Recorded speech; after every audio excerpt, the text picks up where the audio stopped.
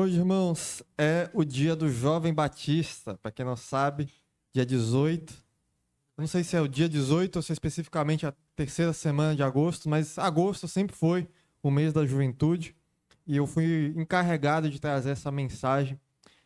E Cláudia colocou lá. Depois eu perguntei para a Cláudia por que ela tinha colocado aquilo. E é o tema que está sendo ah, normalmente usado na convenção, que é força.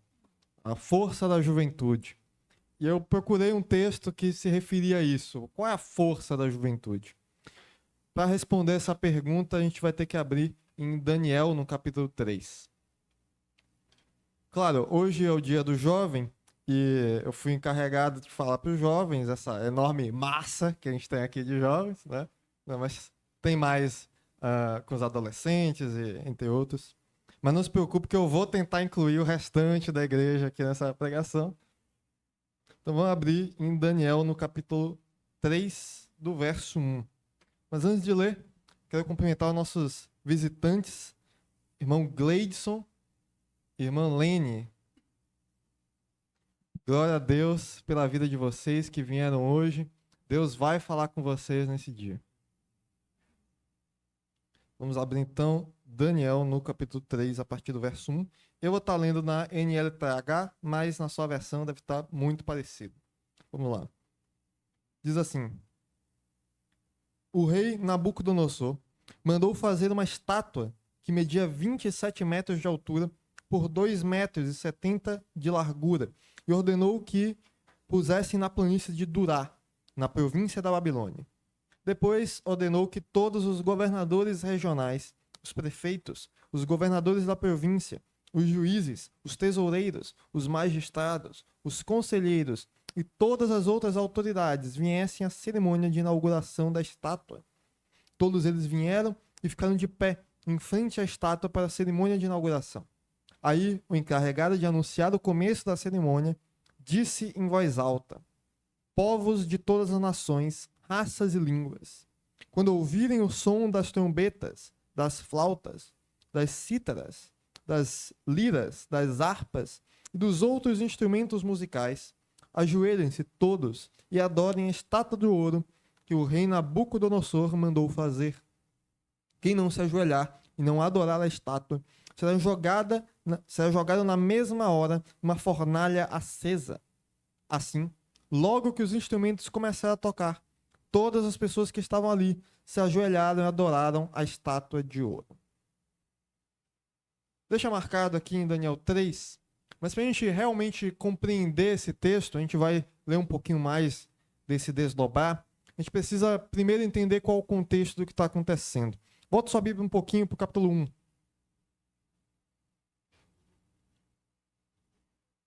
Daniel, no capítulo 1, vamos ver também do 1 ao 7, para a gente entender esse paralelo. Daniel, no capítulo 1, de 1 a 7, diz o seguinte: No terceiro ano de Joaquim como rei de Judá, o rei Nabucodonosor, da Babilônia, atacou Jerusalém, e os seus soldados cercaram a cidade. Deus deixou que Nabucodonosor conquistasse a cidade e também que pegasse alguns objetos de valor que estavam no templo. Nabucodonosor levou esses objetos para a Babilônia e mandou colocá-los no templo do seu Deus, na sala do trono. O rei Nabucodonosor chamou Aspenaz, o chefe dos serviços do palácio, e mandou que escolhessem entre os prisioneiros israelitas alguns jovens da família do rei e também das famílias nobres. Todos eles deviam ter boa aparência e não ter nenhum defeito físico. Deviam ser inteligentes, instruídos e serem capazes de servir no palácio. E precisariam aprender a linguagem, a língua, e estudar os escritos da Babilônia. O rei mandou também que os jovens israelitas recebessem todos os dias a mesma comida e o mesmo vinho que ele, o rei, comia e bebia. Depois de 3 anos de preparo, esses jovens deveriam começar o seu serviço no palácio. Entre os que foram escolhidos estavam Daniel, Ananias, Misael e Azarias, todos da tribo de Judá. Aspenaz lhes deu outros nomes, isso é, Beltesazar, Sedraque, Mesaque e Abidnego. Vamos ler até aqui. Nesse texto a gente vê que a Babilônia sitia, então, Jerusalém. Ela leva, então, os utensílios do templo. Os utensílios do templo seriam o equivalente de levar nossas caixas de som, levar o violão de Big, os lençol de Noélia que ela tem guardado ali. Eles levam esses utensílios, mas o mais importante é que eles também levam pessoas. Eles levam prisioneiros, é do costume daquele povo da Babilônia, pegar as pessoas mais habilidosas, as pessoas mais especializadas e deixar apenas os mais pobres na região. Isso acontece em 2 Reis, eu vou ler aqui, 2 Reis 24, diz o seguinte, 2 Reis 24, no verso 13. Os babilônios quebraram as colunas de bronze e as carretas que estavam no templo, e também o grande tanque de bronze. Então levaram todo o bronze para a Babilônia. Também levaram embora as pás e as vasilhas usadas para carregar as cinzas do altar. Levaram ainda as tesouras para cortar os pavios das lamparinas, as vasilhas de queimar incenso e todos os outros objetos de bronze usados no serviço do templo. Em geral, irmãos, aquela cidade foi completamente sitiada. E aquelas pessoas ali viraram prisioneiros. E dentre essas pessoas estavam esses 4 jovens: Daniel, Ananias, Misael e Azarias. Talvez você não lembre desses nomes específicos. Daniel é mais comum, mas a gente acaba lembrando mais de Sedaque, Mesaque, Abidnego. E a gente vai ver mais por isso, mas eu quero que você se concentre no seguinte. Esses 4 jovens estavam vivendo suas vidas normalmente, até que eles são tirados de suas casas. Eles são forçados, então, a aprender aqueles costumes, aprender aquela língua, aquelas profissões, e em 3 anos eles vão servir ao rei, o mesmo rei que invadiu o seu lar. Não só isso, mas no verso 7 a gente vê que eles até recebem novos nomes. E eu não sei se você já se perguntou por quê, mas não é por acaso. Não é só meramente para que o rei conseguisse chamar eles mais fácil, tem um motivo mais profundo de por que mudar o nome deles.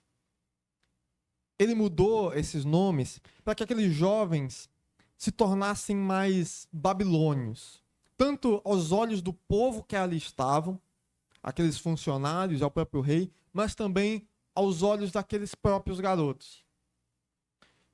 Os novos nomes que eles receberam tinham a função deles serem assimilados àquela cultura, não só socialmente, mas também pessoalmente.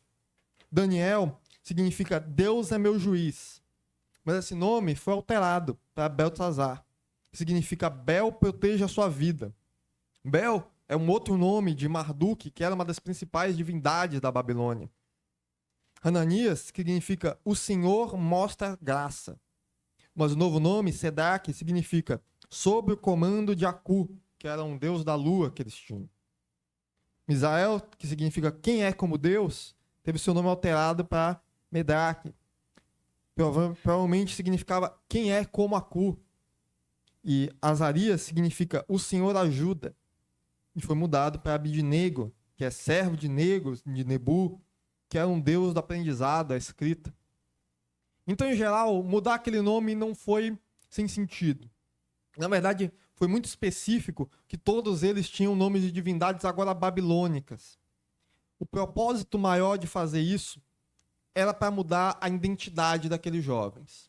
O maior propósito que ele queria é fazer com que eles esquecessem do Deus de Judá e se voltassem aos deuses da Babilônia. Que eles esquecessem da sua história como judeus e agora mudassem a sua lealdade, mudassem a sua identidade para a Babilônia.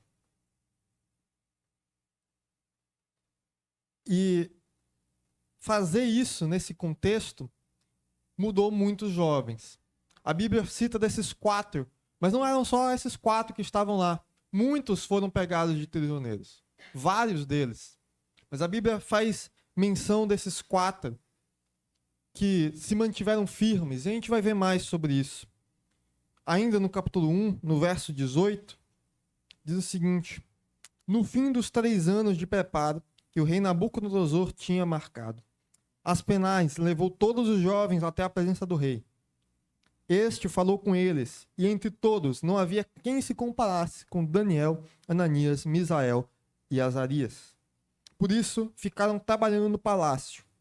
Todas as vezes que o rei fazia perguntas a respeito de qualquer assunto que exigisse inteligência ou conhecimento, descobria que os 4 eram 10 vezes mais inteligentes que todos os sábios adivinhos de toda a Babilônia. O tempo então passa. Daniel, no capítulo 2, vai se tornar o governador de toda a província ali da Babilônia, enquanto que os outros vão acabar virando administradores daquela província. Talvez no seu texto tenha algum asterisco, alguma coisa de província. Província porque a Babilônia era muito grande e ela tomava outros povos. Então a província ali era literalmente a Babilônia, era a central, a sede. Então eram cargos altos, porque esses jovens eram muito inteligentes, eram muito sábios, porque o Senhor os tornou assim. E a vida se sucede, até que nós voltamos agora para o capítulo 3. Vamos ler de novo, mas dessa vez a gente vai continuar um pouquinho. No capítulo 3, a partir do verso 1. Vamos reler. O rei Nabucodonosor mandou fazer uma estátua que media 27 metros de altura por 2,70 metros de largura, e ordenou que a pusessem na planície de Durá, na província da Babilônia. Depois, ordenou que todos os governadores regionais, os prefeitos, os governadores das províncias, os juízes, os tesoureiros, os magistrados, os conselheiros e todas as outras autoridades viessem à cerimônia de inauguração da estátua. Todos eles vieram e ficaram de pé em frente à estátua para a cerimônia de inauguração.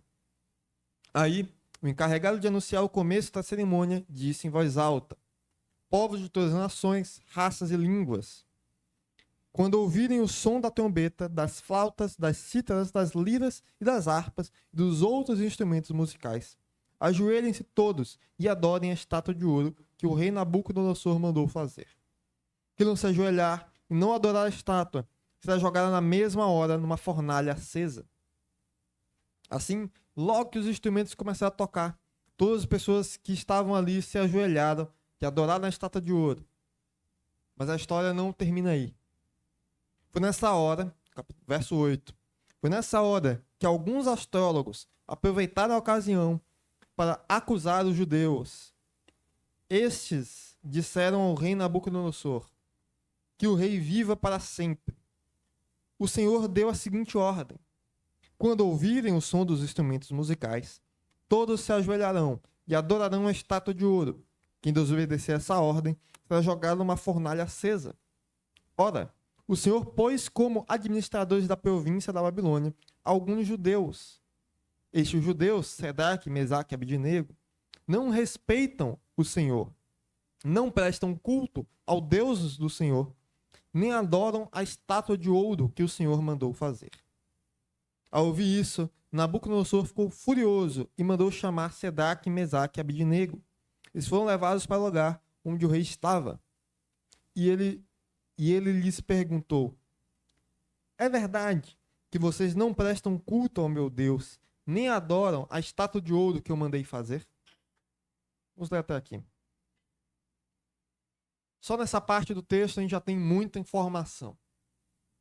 Aquele rei, então, manda construir aquela grande estátua de ouro, 27 metros, é muito grande. Tanto por uma questão do próprio ego do rei, mas também como uma forma de imposição de respeito, imposição da própria cultura ali. Ele queria que não só admirassem a estátua, mas que adorassem aquela estátua, que representa o símbolo do poder daquele rei, o poder da humanidade ali. Então, a gente também vê que aqueles 3 jovens, Ananias, Misael e Azarias, não o fizeram.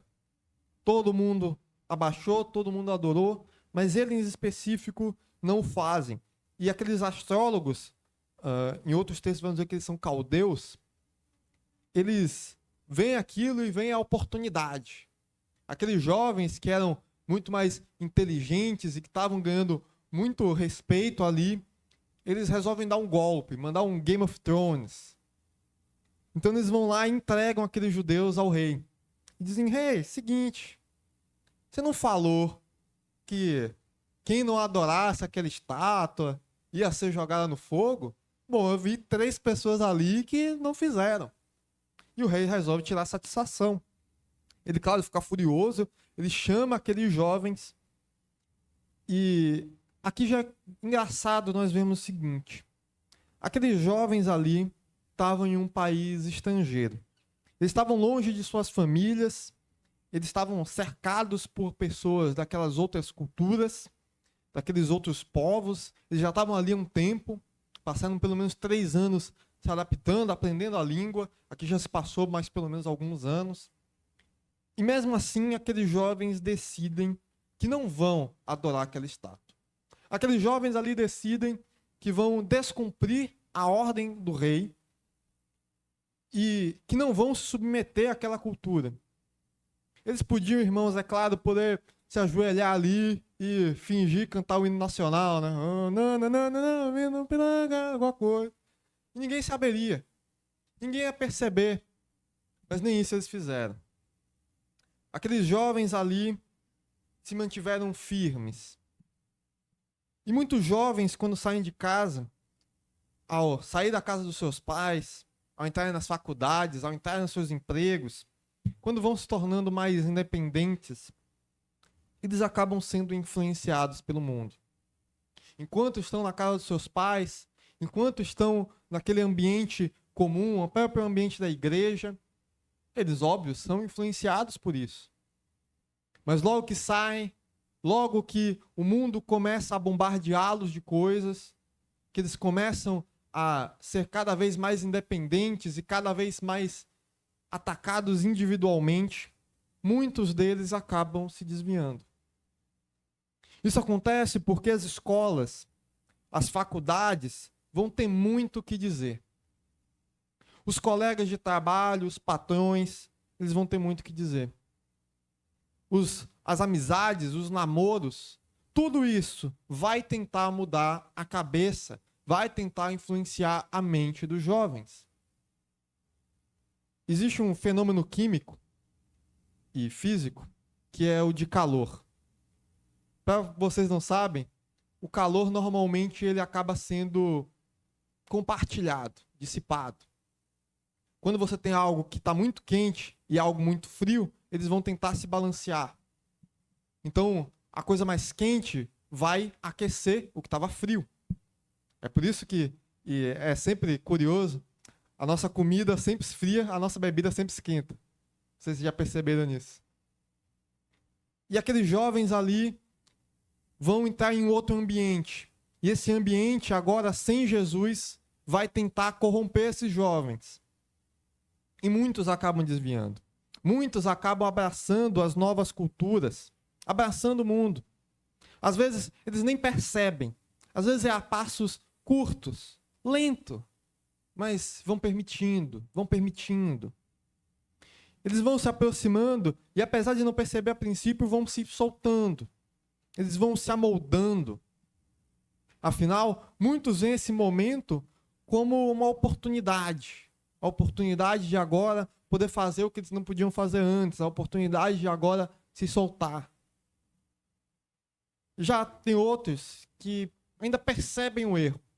Eles percebem o que está acontecendo e querem se manter firmes, mas mesmo assim não fazem. Eles não fazem porque eles têm medo. Eles não fazem porque eles acabam se adequando à maioria.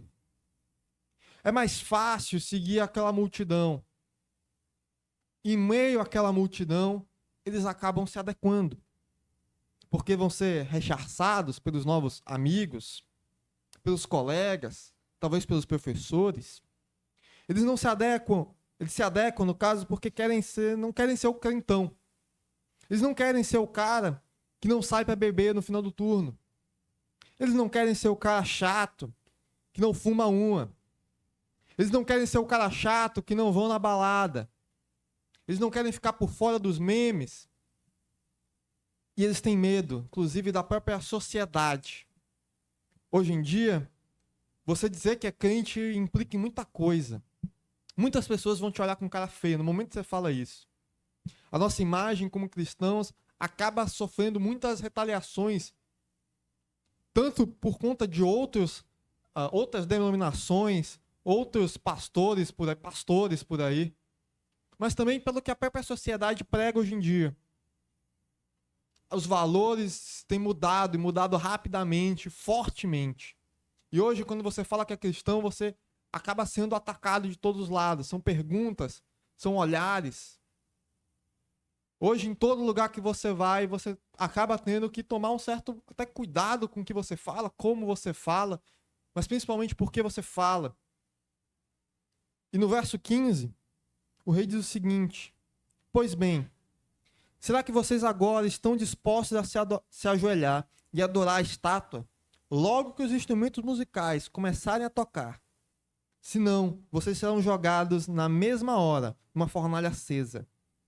E quem é o Deus que poderá salvar? O rei aqui ainda dá mais uma segunda chance para aqueles jovens. Ele chega aqui, como é que é? Se não abaixou mesmo, eu vou te dar mais uma chance. Vai tocar de novo, a banda vai tocar de novo. Se você fizer, vai ficar tudo tranquilo. Mas agora tem uma ameaça ainda mais firme. Não mais pelo arauto, mas o próprio rei falando que se eles não fizerem, se eles não negarem a sua fé, eles vão sofrer as consequências. As consequências ali que eles vão enfrentar não é simples piada. Não vai ser apenas excluído das panelinhas. Não é a chacota, é a morte. Ali, a fornalha acesa, provavelmente próximo, implicava num perigo real. E mesmo com o rei na frente deles, aqueles jovens vão permanecer firmes em sua fé. Vamos ler do 16, prosseguindo. Sedraque, Mesaque e Abidnego responderam assim: ó rei, nós não vamos nos defender. Aqui o não vamos nos defender é nos defender das acusações. Eles realmente não tinham desculpas. Eles não abaixaram. Não vamos nos defender, no 17. Pois se o nosso Deus, a quem adoramos, quiser, ele poderá nos salvar da fornalha e nos livrar do seu poder, ó rei. E mesmo que nosso Deus não nos salve, o Senhor pode ficar sabendo que não prestaremos culto ao seu Deus, nem adoraremos a estátua de ouro que o Senhor mandou fazer. Essa não é a primeira vez que aqueles jovens são tentados dessa forma. Em Daniel 1, eles podiam comer a comida do rei. Mas aqueles jovens decidiram não fazer isso.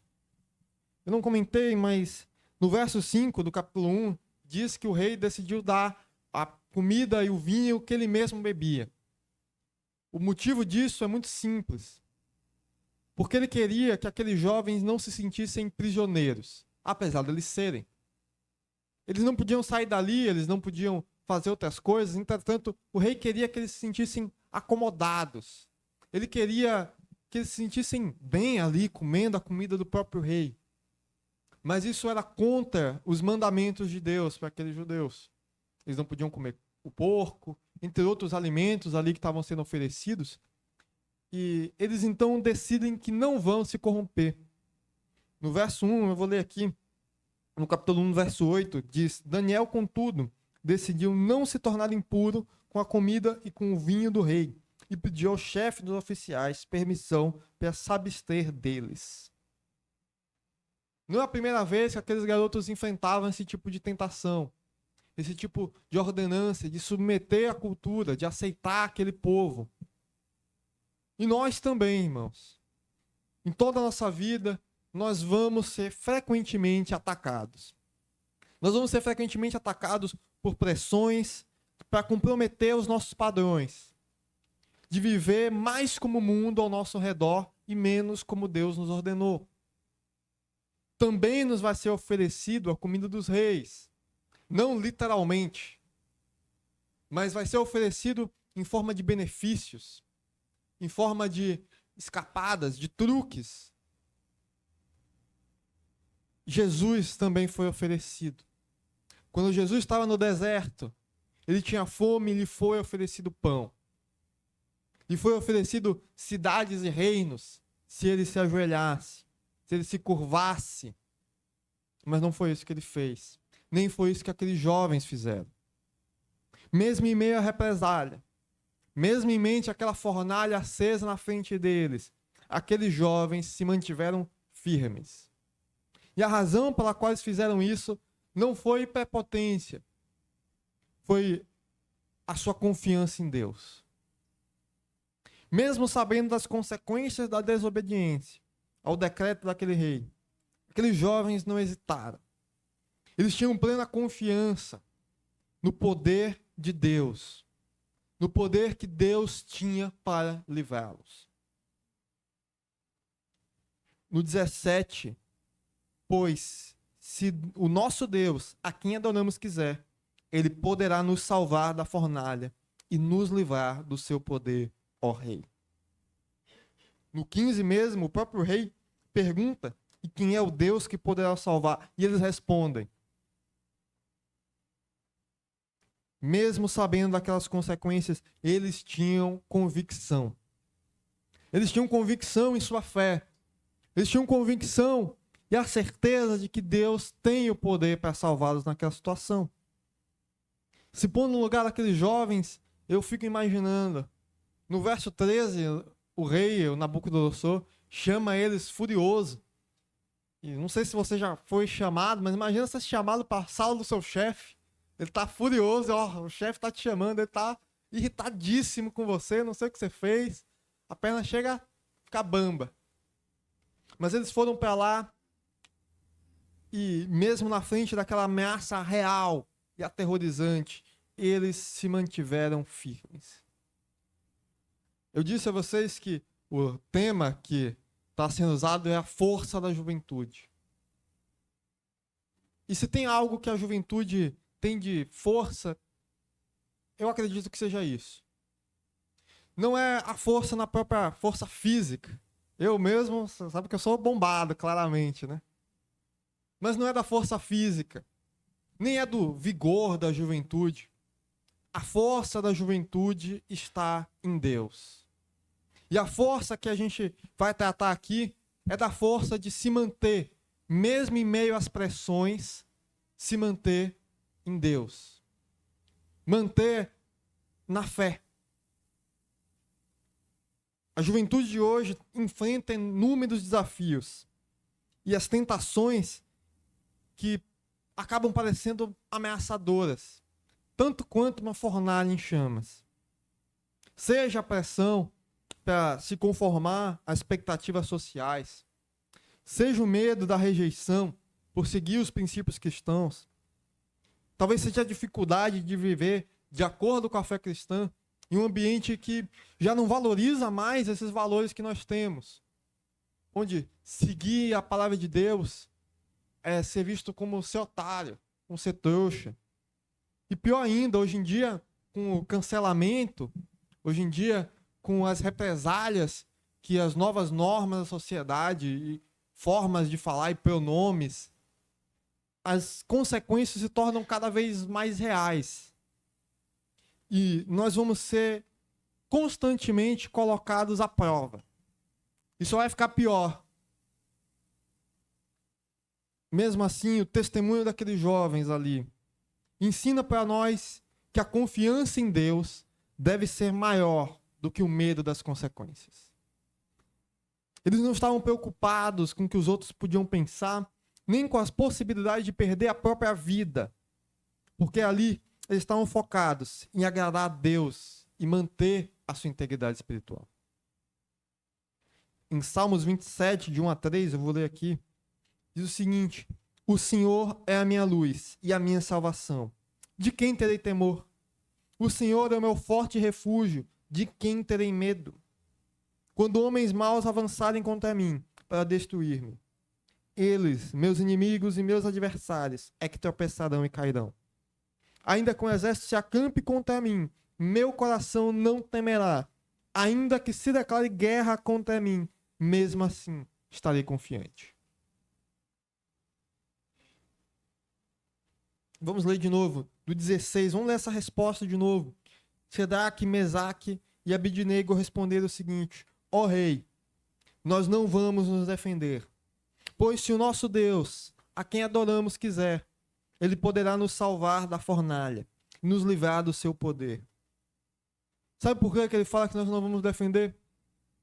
Porque se eles tentassem se defender ali, talvez com eloquência, talvez com uma certa malemolência, tentarem algum argumento, eles sabiam que iam falhar. Eles não tentaram com as próprias forças, com a própria inteligência, com a própria humanidade, porque eles sabiam que nada daquilo ia adiantar.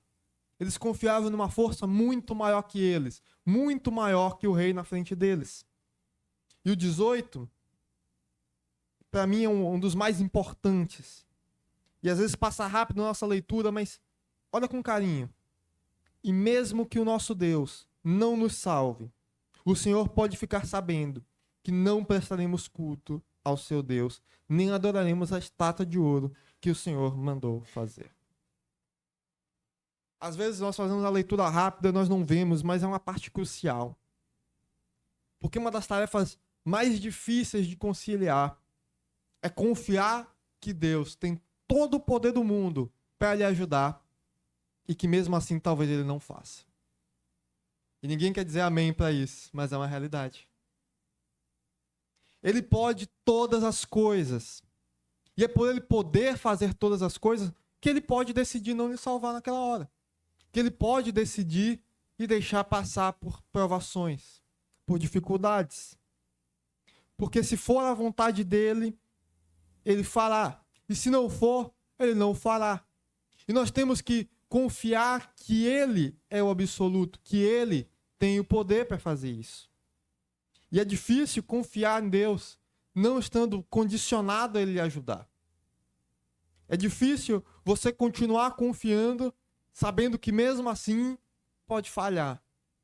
E às vezes a nossa humanidade, ela fraqueja nisso. Mas aqueles homens, eles eram fiéis. E eles sabiam que mesmo se Deus não os livrar, eles também estavam cientes que o Senhor era poderoso e que tinha o poder para fazer isso. A fé em Deus nem sempre se traduz em vitória. Nem sempre se traduz em grandes acertos e que a gente vai ter felicidade para sempre. Vamos abrir em Hebreus 11, a partir do verso 32. Abre a sua Bíblia em Hebreus 11. A gente leu aqui o livro de Hebreus na EBD. Eu nem sabia que era Hebreus, mas é Deus falando mesmo.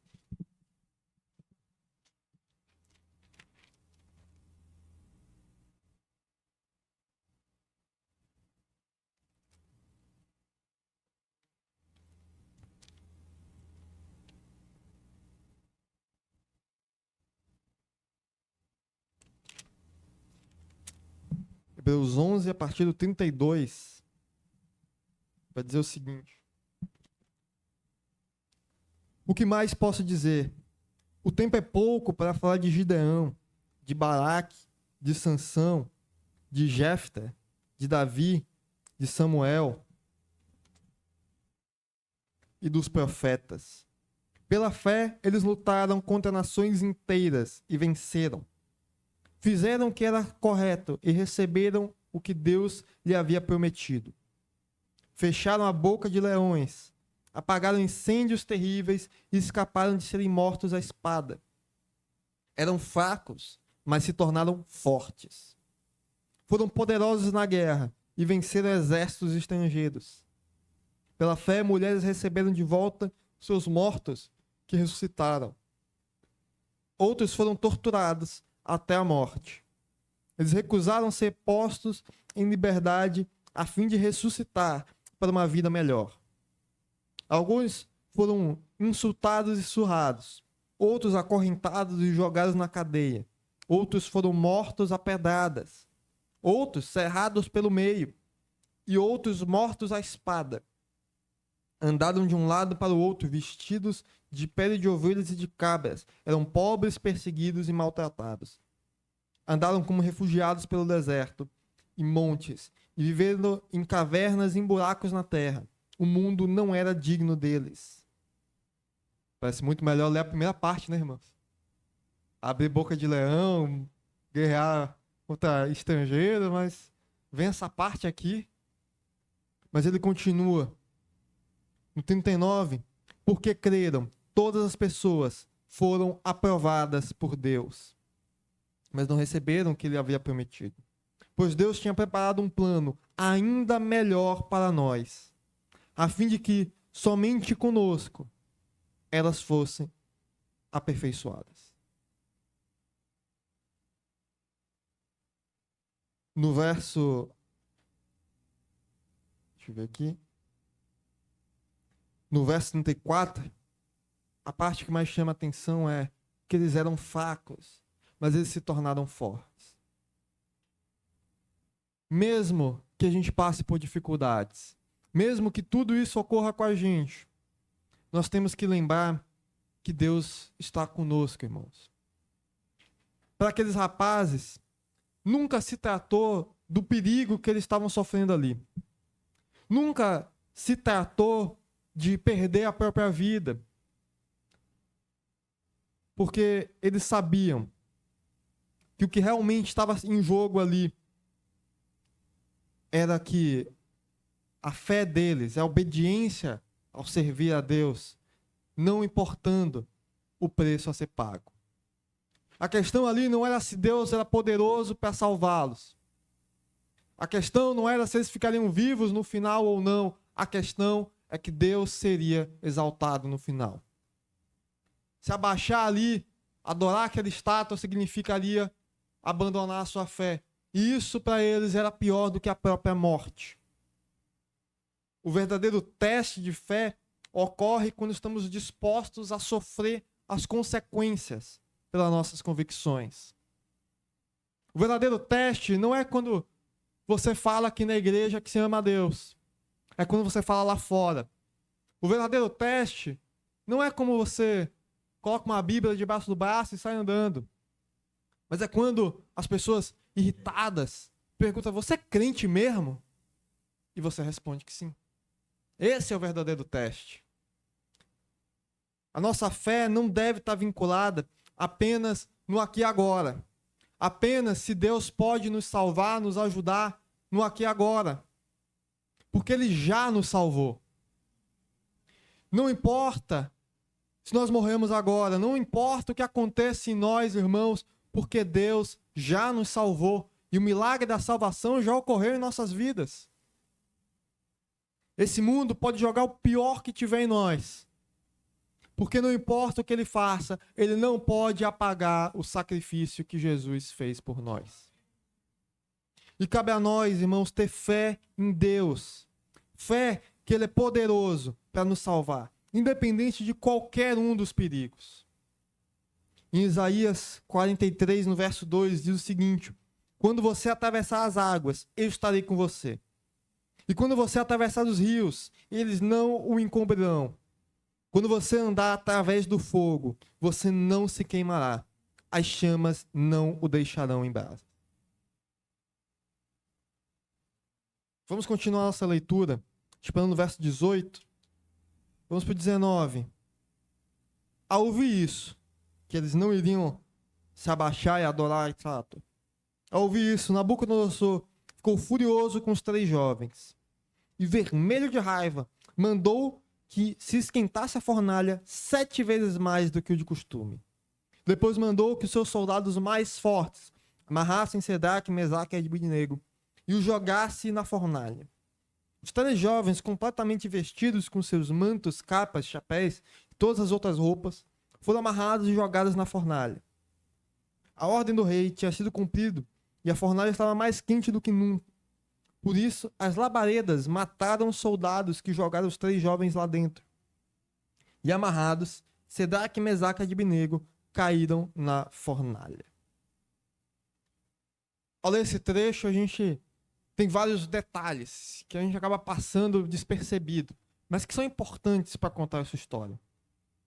Com a fúria do rei naquele momento, a fornalha, que já era mortal, foi aquecida ainda mais. 7 vezes mais. Esse 7 aqui tem a intenção de mostrar a intensidade da coisa, que é muito, muito, impensavelmente mais quente do que o normal. Não só isso, mas eles também foram amarrados, e não por qualquer pessoa, Não era um nó frouxo, eles foram amarrados pelos mais fortes soldados, para mostrar que eles não tinham como se soltar ali, não tinham como correr. Além disso, tem a parte da roupa. Mas eles foram amarrados ali de uma forma tão firme, ainda com suas roupas, ainda com tudo, não tinham como preparar nada. Se você já viajou com o pastor Marcos para Itapecerica, você sabe que ele amarra aquela picape, ele demora 30 minutos para amarrar tudo, mais 30 para desamarrar. É nesse nível. E eles ainda estavam com suas roupas. Isso vai ser mais importante em breve, mas também mostra que foi uma ordem às pressas. Normalmente, quando os criminosos são jogados nesse tipo de coisa, eles são despidos e são jogados. Mas ali estava com pressa, eles não tinham como organizar nada, não tinham como planejar nada, não tinha como ver a fornalha, não. Foi na hora. Então a Bíblia faz questão de dizer que foi urgente, que ela estava tão letal, que até os próprios soldados, os soldados fortes, a força humana deles, não aguentou chegar perto. Não é entrar não, só de chegar perto, ao jogar os garotos, eles já foram mortos pela labareda. Então, eles são jogados lá dentro. E algo extraordinário acontece. Vamos continuar lendo do 24. De repente, Nabucodonosor se levantou e perguntou, muito espantado, aos seus conselheiros: não foram 3 os homens amarrados e jogados na fornalha? Sim, senhor, responderam eles. Como é então que estou vendo 4 homens andando soltos na fornalha? Perguntou o rei. Eles estão passeando lá dentro, sem sofrer nada, e o 4º homem parece um anjo.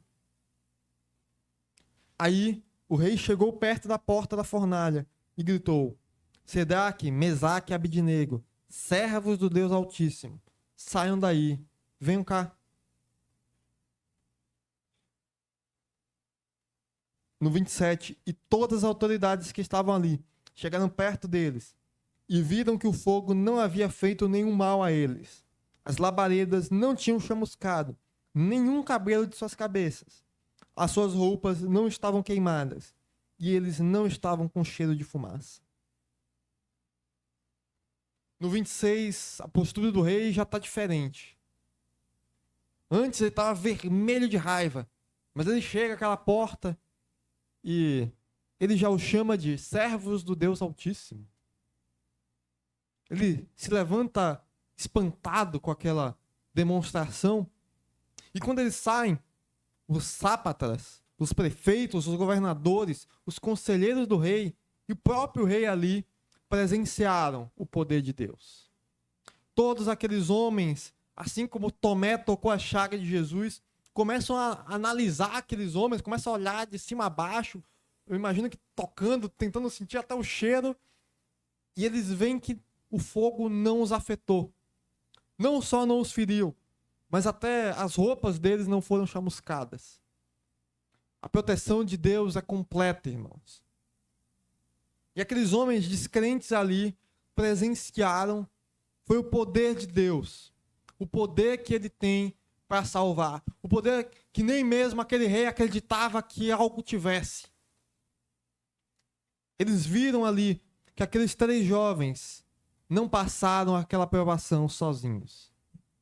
O que eles viram é que Deus estava com eles naquela fornalha. Deus não apenas o livrou da morte. Deus não apenas os desamarrou e deixou eles escaparem, não. Ele estava com eles naquela fornalha. Em meio ao fogo, aqueles jovens ali tinham convicção de que eles podiam ser salvos. Eles tinham convicção que mesmo que Deus os permitisse passar por aquela provação, Deus estaria com eles. E quando Deus está conosco, não importa a provação. Mesmo que Deus tivesse permitido que eles fossem levados para a Babilônia para começo de conversa, mesmo que Deus tenha permitido que eles fossem jogados na fornalha, por manter as suas convicções, eles sabiam que não estariam sozinhos. Deus permitiu que aqueles garotos fossem trazidos à Babilônia, jogados no fogo, porque agora Agora eles estão mostrando aquele rei. Estão mostrando a todos os sátrapas, os governadores, os conselheiros, a todo mundo, que Deus tem o poder para salvar. E que Ele é o único Deus. Assim como Deus esteve presente com esse jovem na fornalha, Ele também está presente com cada um de nós, irmãos. Ele está presente nos momentos de maior dificuldade. Quando a gente enfrenta as fornalhas das nossas vidas, nós podemos ter certeza que nós não estamos sozinhos. Deus nos acompanha e nos sustenta, mesmo quando as circunstâncias são adversas. E a nossa força não é a humana, não é a força física daqueles soldados, não é a força do poder que aquele rei tinha, não é nem mesmo a força física daquele fogo, mas sim um poder que surpassa toda a criação, o poder de Deus. Se aqueles jovens tivessem abandonado a sua fé, eles não teriam passado por tudo isso. É verdade. Mas vamos ler o 28 e concluir essa história. No 28 diz: o rei gritou: que o Deus de Sedraque, Mesaque e Abednego seja louvado. Ele enviou seu anjo e salvou seus servos que confiam nele. Eles não cumpriram a minha ordem. Pelo contrário, escolheram morrer em vez de se ajoelhar e adorar um Deus que não era o deles. Por isso, ordeno que qualquer pessoa, seja qual for a sua raça, nação ou língua, que insultar o nome do Deus de Sedraque, Mesaque e Abednego, sejam cortados em pedaços e que a sua casa seja completamente arrasada. Pois não há outro Deus que possa salvar como este. Então o rei Nabucodonosor colocou os 3 jovens em cargos ainda mais importantes na província da Babilônia. É verdade que eles não teriam passado por tudo isso se eles tivessem cedido àquela cultura, cedido ao medo. Eles não teriam sido jogados naquela fornalha, mas por eles não terem medo do fogo, por eles se manterem firmes e fortes na sua fé, até mesmo aquele rei que seguia outros deuses, louvou ao nome de Deus. Eles não tinham medo do fogo, eles não tinham medo de perder as suas vidas, porque as suas vidas já pertenciam a Deus. E se Ele quiser, Ele pode nos levar a qualquer momento. Mas se Ele quiser, Ele pode nos salvar. E foi porque eles se mantiveram firmes que aquele rei, o Nabucodonosor, viu o testemunho deles. Não só o rei, mas todas aquelas autoridades. Eles viram a grandeza do Senhor através da vida daqueles jovens. Eles acreditavam que a sua fé era mais importante que a sua vida. Aqueles jovens acreditavam que não importava o calor da fornalha, que não importava o problema que eles enfrentassem, o Senhor era mais poderoso e que tinha o poder para salvá-los. Eles acreditavam que não importava o que acontecesse, Deus estaria com eles ali. E você, irmãos, no que você acredita? Você é como esses jovens que, mesmo na frente dos reis, das autoridades, dos juízes, vai manter firme na fé? Esses jovens, mesmo naquele ambiente hostil, mesmo longe de sua terra natal, eles escolheram ser fiéis a Deus. Ninguém saberia, irmãos, se eles se ajoelhassem ali, se eles descumprissem com a sua fé, ninguém saberia, mas Deus saberia. E eles não se mantiveram firmes pelos seus pais, não se mantiveram firmes pela igreja deles, lá por perto, eles se mantiveram firmes porque no interior deles eles sabiam que a fé deles era mais importante. Eles honraram aquela fé.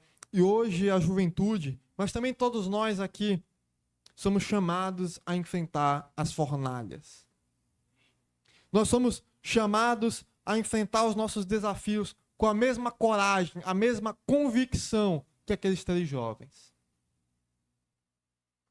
Em 2 Coríntios 4, do verso 8 a 9, diz o seguinte: de todos os lados somos pressionados, mas não desanimados. Ficamos perplexos, mas não desamparados. Somos perseguidos, mas não abandonados. Abatidos, mas não destruídos. Sim, nós seremos pressionados.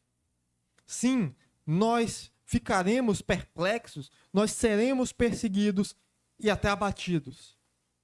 Mas Deus faz questão de nos dizer que nós não ficaremos desanimados, não ficaremos desesperados, não seremos abandonados e não seremos destruídos. Abaixe sua cabeça e coloque para Deus as fornalhas que você tem enfrentado. Coloque para Deus os seus medos. Ponha para Ele a sua vida. E diga a Ele agora que Ele é a sua força.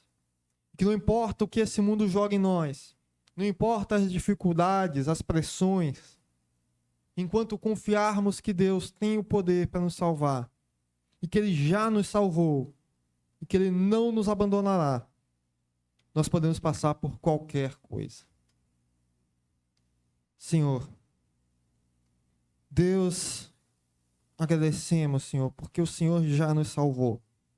Porque o Senhor mandou o seu Filho na cruz, e o seu sangue nos limpou do pecado.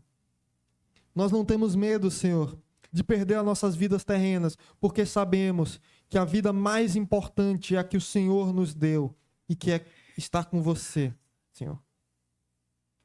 Deus, nós sofremos tentações, nós sofremos provações, dificuldades, Senhor. A nossa fé é testada, é provada. As fornalhas são apresentadas. Mas sabemos, Senhor, que não há Deus além do Senhor. Nós sabemos que não há reis, não há juízes, não há provações, tempestades, nem o fogo que seja maior que o Senhor. Nós confiamos que o Senhor, e apenas o Senhor, tem o poder de nos ajudar. Se fosse pelas nossas próprias forças, nós não conseguiríamos. Mas o Senhor é a nossa força. Senhor, agradecemos, Deus, porque no meio das provações, no meio das dificuldades, nos nossos momentos mais difíceis, mesmo quando não acreditamos, o Senhor continua conosco. O Senhor se faz presente hoje aqui. O Senhor se faz presente a todos os momentos. Senhor, nos dá força. Nos dá força para manter a nossa fé, manter a nossa integridade espiritual, e que possamos continuar tendo a fé que esses jovens tinham, de não ser influenciado pela cultura externa, mas influenciar a cultura através do seu poder. Que as outras pessoas, as multidões, não nos moldem, mas que nós moldemos as multidões através do nosso testemunho, da nossa fé. Senhor, esteja com os demais missionários que estão em Itapecerica, Senhor. Leva eles em segurança para casa. Pois nós sabemos que eles têm cumprido a palavra do Senhor, e que lá o culto foi pela tua palavra, e que o Senhor falou com aquelas pessoas lá, tanto quanto falou conosco aqui. Senhor, nos leva em segurança para casa, Deus. E fortalece a tua igreja. Fortalece a tua juventude. Tem enfrentado ataques. Mas não ataque nenhum que o Senhor não consiga defender. O Senhor é a nossa força, Deus. E é por isso que nós oramos. Em nome de Jesus. Amém. Deus abençoe, irmãos. Vamos para nossas casas. Temos também a cantina. Hoje à noite, às 19 horas, temos mais um culto para a glória do Senhor. Eu sei.